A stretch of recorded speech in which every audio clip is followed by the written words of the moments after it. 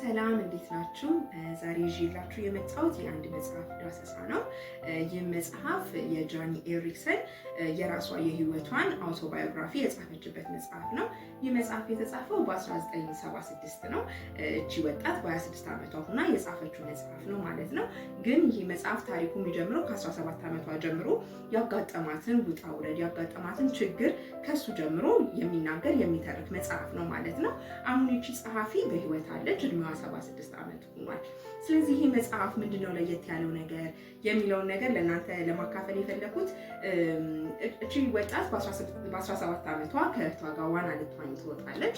ዋና እየዋኘች እንዳለ እንደ ድንገት የዋናው ወለል ጭንቅላቷን ይመታታል። ጭንቅላቷን ከመታት በዛች ቅጽበት ውስጥ እጅና እግሯ ምን ይሆናል ማለት ነው? የማይንቀሳቀስ ይሆናል። ፓራላይዝድ ትሆናለች ማለት ነው። ወደ ሐኪም ቤት ትወሰዳለች። ይህም ደግሞ ይነገራታል በዶክተሮች ማለት ነው። ስለዚህ ከዛ ጊዜ ጀምሮ በህይወቷ ያጋጠማትን ውጣ ውረድ የገለጸችበት መጽሐፍ ነው። ልክ ይሄ ነገር ከማጋጠሙ በፊት ጃኒ ምን አይነት ሴት ነበረች? ምን አይነት ወጣት ነበረች? የትኛውንም አይነት ስፖርት ለመስራት ብቁ የሆነች በጣም አማላይ፣ በጣም ብዙ ወንዶች የሚወዷት የሚያስቸግሯት፣ በቃ ለህይወት በጣም ተስፋ የነበራት አይነት ልጅ ነበረች። ግን በዚህ ቅጽበት ምክንያት ግን በቃ በህይወቷ የነበሩ ነገሮች ሁሉ እንደቆሙ ይሰማት ነበረ።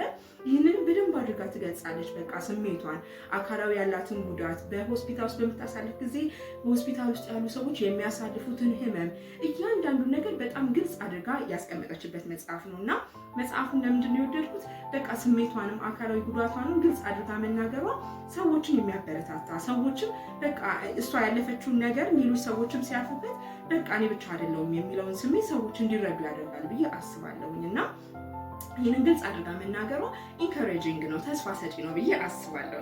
ሁለተኛ ደግሞ እዚህ መጽሐፍ ላይ የምናገኘው ምንድነው? ያው የመጀመሪያው ቻሌንጆቿ በቃ በስሜት የተጎዳችውን በቃ ይህን ነገር እንዴት እንዳልተቀበለችው የሚያሳየን ክፍል ነው ብያቸዋለሁ። ሁለተኛው ግን ደግሞ ወደ ምን ትገባለች? ወደ ራሷን በቃ ወደ ማየት የሚሰማትን ስሜት ለራሷ መናገር፣ ሰዎች ከእሷ ጋር የተለያዩ ግንኙነቶችን ሲያደርጉ እነዛ ሰዎች የሚያደርጉትን መልካም ነገርም ጥሩ ያልሆኑ ነገሮችን በደንብ አድርጋ ሰልፍ ሪፍሌክሽን ነበራት። በቃ ከራሷ ጋር ታወራ ነበር፣ ሁኔታዎችን ትተረጉም ነበር እና ይህም ደግሞ በጣም አንድ ሰው ከመከራ ውስጥ ተቋቁሞ ለመውጣት ከሚጠቅሙ ነገር መካከል አንዱ ነው ብዬ አስባለሁ እና ይህም በጣም እዚህ መጽሐፍ ላይ አግኝቼዋለሁ።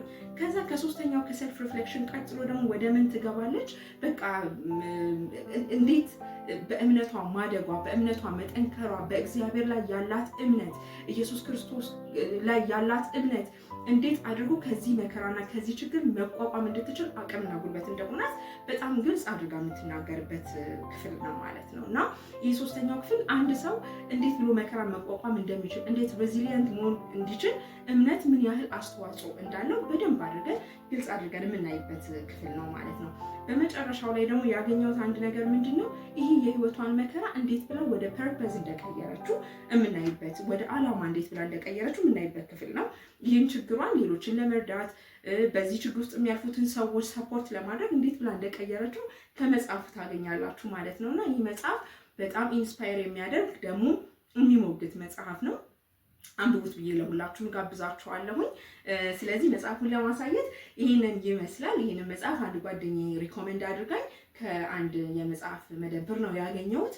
አንብቡት እስቲ፣ ሀሳባችሁን ስለ መከራ፣ ስለ መቋቋም፣ ሬዚሊየንት ስለመሆን እስቲ ከዚህ መጽሐፍ ያገኛችሁትን ነገር አስተያየታችሁንም ከስር ለምጽፉልኝ ተስፋ አደርጋለሁ። አመሰግናለሁ።